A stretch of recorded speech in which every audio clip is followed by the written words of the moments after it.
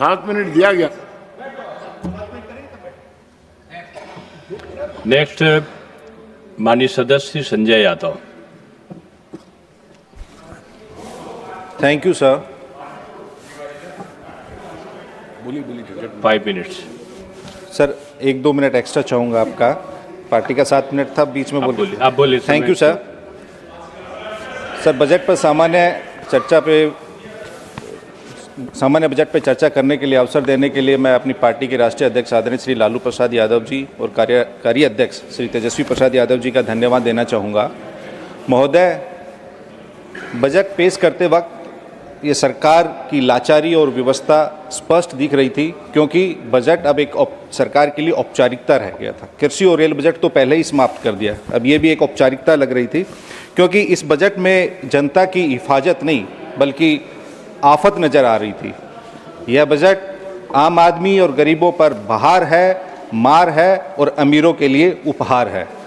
महोदय, मैं ये क्यों कह रहा हूँ, क्योंकि चुनाव से पूर्व सरकार की तरफ से बड़े बड़े आसमानी वादे किए गए, लोगों को लालच और डर दोनों दिखाया गया। लालच 2 करोड़ नौकरियां, 15 लाख रुपए, और डर कि आपका मंगलसूत्र छीन लिया जाएगा। आज सोना चांदी का क्या भाव है तो सबको पता है कि मंगलसूत्र कौन छीन रहा है। तो इसलिए अब लोग कह रहे हैं कि कैसे कैसे लोग कैसे कैसे ऐसे वैसे हो गए और ऐसे वैसे कैसे कैसे हो गए। तो महोदय, यह बजट लबोलुबाब यह है कि यह बजट आम आदमी की आमदनी घटाने वाला और समस्या बढ़ाने वाला बजट है। इस बजट में महोदय, मैं देख रहा था, इस बजट को 2 बार पढ़ा है, 2 बार। सब जानते हैं हमारा देश युवाओं का, किसानों का, नौजवानों का, ग्रामीणों का देश है। बेरोजगारी देश में चरम पर है। इस पूरे बजट में नौकरी शब्द सिर्फ 2 बार है। इतनी अधिक बेरोजगारी होने के बावजूद भी 2 बार युवाओं के लिए नौकरी का जिक्र किया गया है। तो जब अगर इस सरकार गांव, गरीब, ग्रामीण, किसान, नौजवान, युवा, महिला, अल्पसंख्यक, पिछड़े, दलित अगर इस सरकार के शब्दकोश में ही नहीं है तो इस सरकार की नीति, नियति, निर्णय और इनकी प्राथमिकताओं में कहां से होंगे। महोदय, वित्त मंत्री जी की योजनाएं गरीबों को कोऑपरेट करने वाली नहीं बल्कि कॉरपोरेट को असिस्ट करने वाली हैं सारी योजनाएं। सच तो यह है कि इस देश के 20 लोग ही इस देश की अर्थव्यवस्था को डिफाइन कर रहे हैं, बाकी सभी देशवासी इस सरकार की कुनीतियों का फाइन भर रहे हैं। महोदय, हमारे देश में 20 ऐसे आदमी हैं जो पूरा देश खरीद सकते हैं, लेकिन इस देश के 20 मिलियन गरीब मिलकर भी अपने लिए 2 जून की रोटी नहीं खरीद सकते। ये हम सबों के लिए एक सामूहिक चिंतन का विषय है कि हमारे देश में इतनी आर्थिक असमानता क्यों है। बजट में जिक्र हुआ कि हम 4थी सबसे बड़ी अर्थव्यवस्था बनने जा रहे हैं, बड़े गर्व की विषय है एक भारतवासी होने के नाते।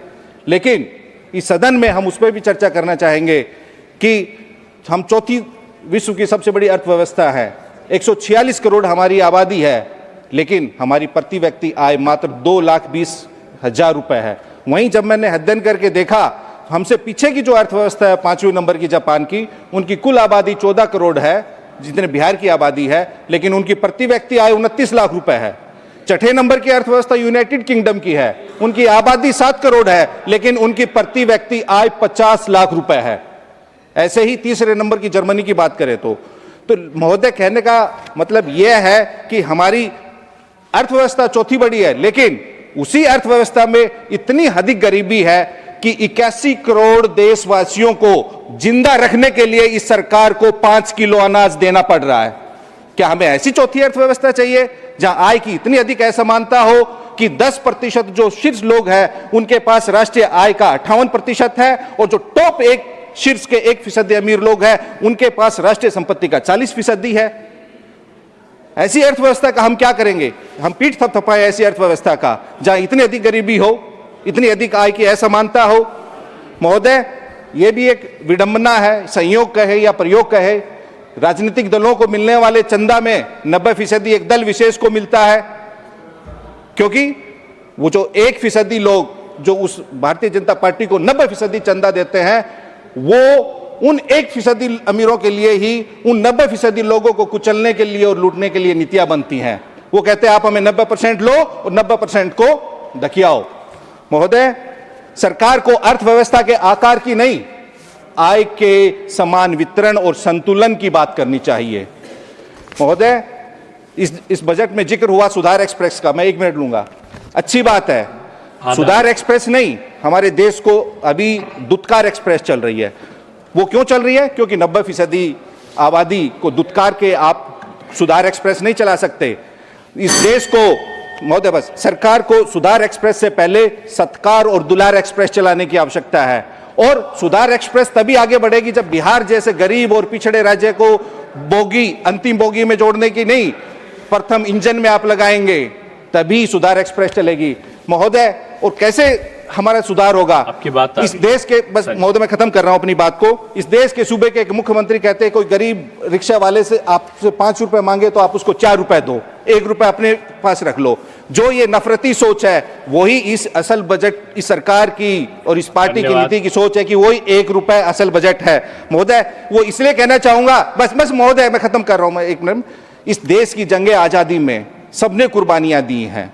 इस देश की सरजमी का एक एक इंच, इस देश के इतिहास का एक एक पन्ना चीख चीख कर कह रहा है कि इस देश की आजादी में हिंदू, मुसलमान, सिख, ईसाई सबने अपनी कुर्बानी दी। इस देश के झंडे में अशफाकुल्ला खां के खून का रंग भी रंगा हुआ है और भगत सिंह के खून का भी रंग रंगा हुआ है। सूबे का कोई एक मुख्यमंत्री को यह बदजुबानी नहीं करनी चाहिए। ये आपका सबका साथ, सबका विश्वास और सबका न्याय नहीं है। सारी बात आ गई, बहुत धन्यवाद महोदय, शुक्रिया।